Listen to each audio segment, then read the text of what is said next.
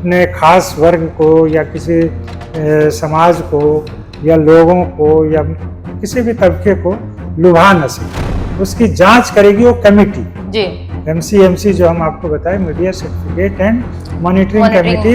Digital media को इस बार अलग से रेखांकित किया गया है इंटरनेट मीडिया के रूप में। तो उसमें यूट्यूब पर भी, फेसबुक पर भी या आपका डिजिटल पोर्टल है, न्यूज पोर्टल है, उन तमाम जगहों पर आपको कोई भी विज्ञापन देने से पहले उस कमेटी से परमिशन लेना पड़ेगा, और अगर लिमिट से ज्यादा जाएगा तो उनका वैसे ही दिक्कत होगी। चुनाव आयोग में 10 तरह का उनको स्पष्टीकरण देना होगा। नोरमा ग्रुप, जो सोचता है वो करता है, आपके अपने सपनों का आशियाना।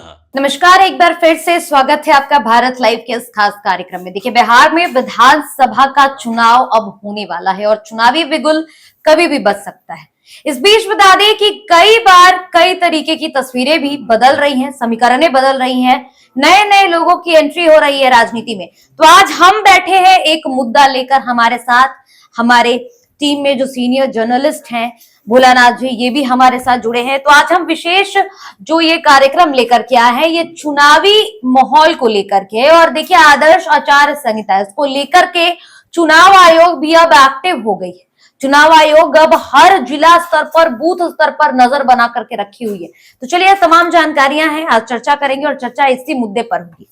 सर, जिस तरीके से भी बिहार में चुनावी माहौल है, अभी लगातार समीकरणें बदल रही है, इस बीच अगर आचार संहिता की बात होती है तो सबसे पहले तो हम चाहेंगे कि आप समझाएं हमारे दर्शकों को कि इस जो ये चीजें लागू होती हैं, आदर्श आचार संहिता, इस दौरान होता क्या क्या है।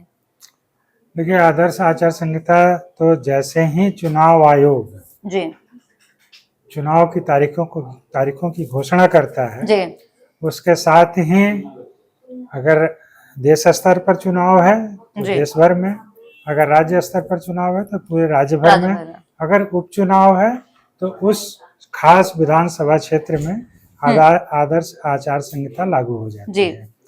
आदर्श आचार संहिता, जैसे मैंने बताया, कि चुनाव की घोषणा के साथ ही लागू हो जाती है।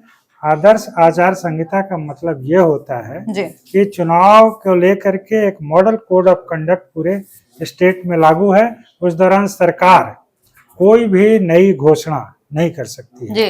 सरकार से ये अपेक्षा की जाती है कि जब चुनाव हो तो वो निष्पक्ष तरीके से चुनाव मैदान में आए, न कि वो किसी घोषणा के जरिए अपने खास वर्ग को या किसी समाज को या लोगों को या किसी भी तबके को लुभा न सके। तो इसलिए आदर्श आचार संहिता लागू होता है कि ताकि लेवल प्लेइंग फील्ड की जो एक बात आती है कि विपक्ष को और पक्ष को, सत्ता पक्ष को, दोनों को एक समान प्लेटफॉर्म मिले कि अब आगे वो चुनाव मैदान में उसी ढंग से उतरे। तो आचार संहिता का सबसे ये असर होता है कि सरकार कोई भी नई घोषणा नहीं कर सकती है। जैसा कि आप देख रही हैं कि अभी चुनाव की घोषणा होने वाली है, संभवतः अक्टूबर में होने की बात आ रही है, अक्टूबर के फर्स्ट वीक में।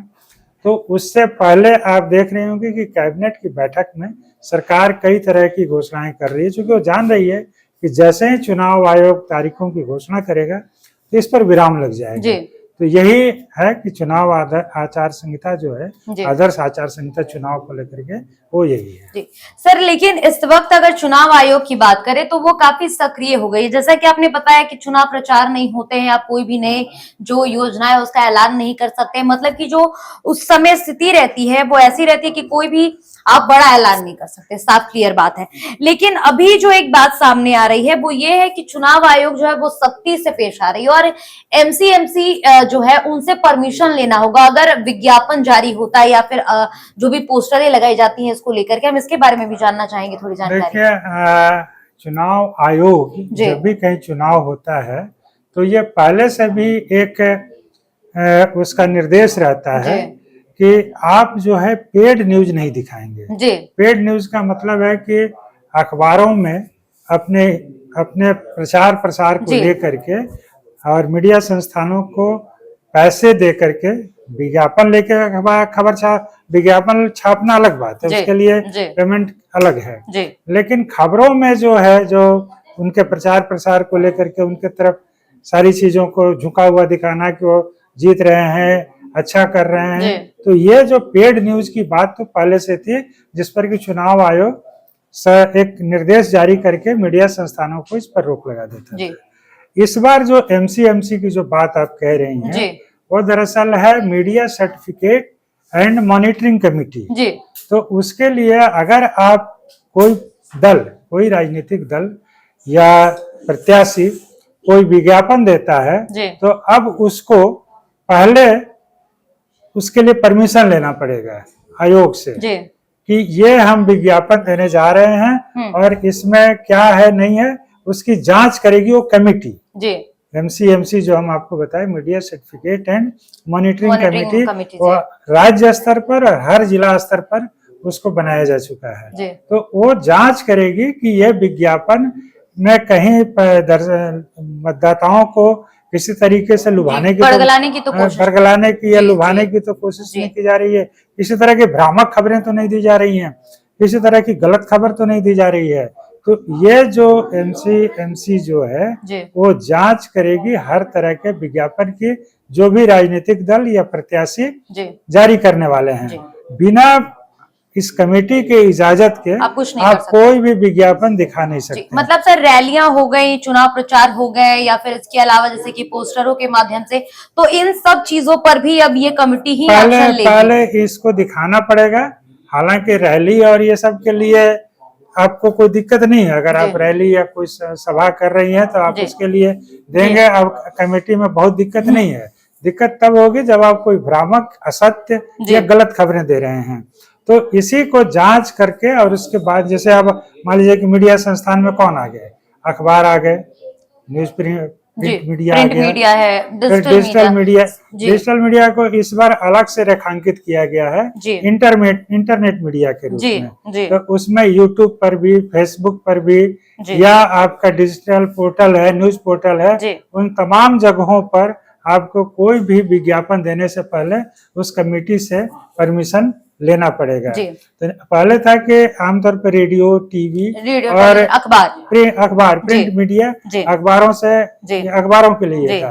लेकिन इस बार इंटरनेट मीडिया करके उसने एक खास तवज्जो दिया है, क्योंकि ये देखा गया है कि बहुत सारी चीजें इंटरनेट मीडिया पर इस तरह से छा जाती हैं। सैटेलाइट से कहीं ज्यादा प्रभावी नहीं, मतलब हम कंटेंट की बात करें कि इस तरह से कंटेंट छा जाते हैं कि एक आम आदमी, उसके लिए चीजें बड़ा तय करना मुश्किल हो जाती हैं कि क्या सही है और क्या गलत है। तो ये जो कमेटी है वो एक एक्सपर्ट की कमेटी होगी, जो कि ये तय करेगी कि हाँ, ये कंटेंट में फैक्ट सही है या नहीं है। जो सही फैक्ट वाले होंगे वही दिखे। तो ये एक तरह से चुनाव आयोग का एक बड़ा कदम है, एक सख्त कदम है। और उसमें यह भी प्रावधान किया गया है कि अगर बिना कमेटी के इजाजत के आपने कहीं कोई विज्ञापन छपवा लिया, उसका मैं बैड कॉज भी जानना चाहूंगी। सर, दर्शक भी जानना चाहेंगे कि आखिर ये तो चलिए फायदे की बात है, उसका नुकसान क्या है? अगर मान लीजिए कि कोई भी पार्टी है, कोई भी रिप्रेजेंटेटिव पार्टी है जो इसका उल्लंघन करती है, उसके बाद क्या?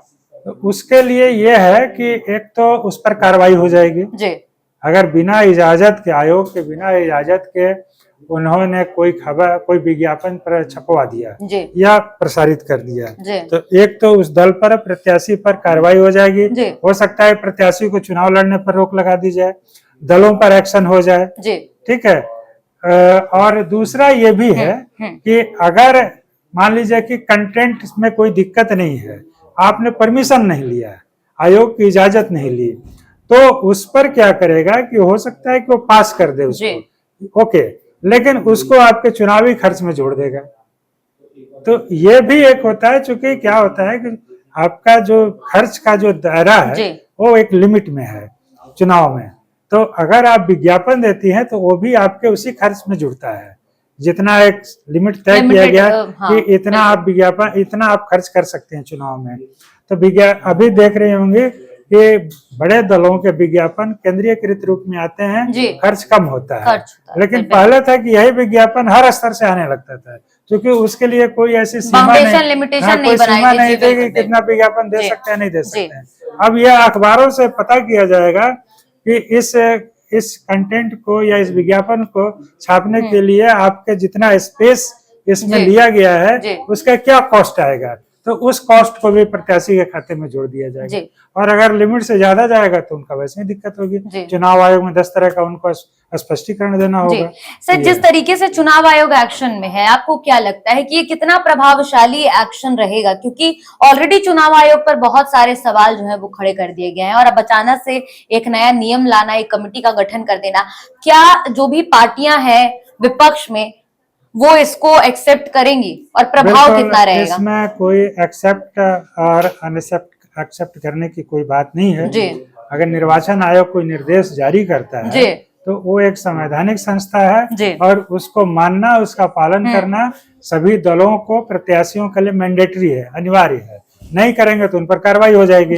और यही बात विरोध करने की, तो क्यों विरोध करेंगे? वो यही तो कह रहा है कि विज्ञापन आप हमसे दिखा के जारी करवाइए। तो ये पहले जैसा कि एक खुली छूटती थी कि जो मन करे आप अपना दिखा दीजिए, उससे दिक्कत ये होती थी कि जनता में भ्रम फैलता था, मतदाताओं में भ्रम फैलता था। तो उस भ्रम को दूर करने के लिए ही ये व्यवस्था की जा रही है। इसमें किसी के विरोध का कोई मायने नहीं है, विरोध करेंगे भी उसका भी कोई मतलब नहीं है। मतलब पारदर्शिता के लिए सर इसको लाया गया है, इससे मतलब पारदर्शिता आएगी चुनाव में। आपके अनुसार क्या लगता है?